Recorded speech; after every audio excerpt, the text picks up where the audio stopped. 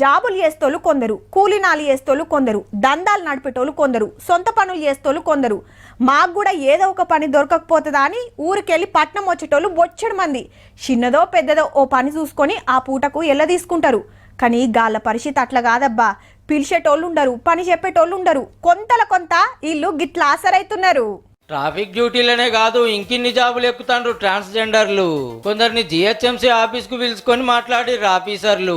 పట్నంలో పార్కులు, ఆటల మైదానాలు, వాటర్ బోర్డుల కాడ సెక్యూరిటీ గార్డులుగా పెట్టే ఆలోచన నడుస్తుంది.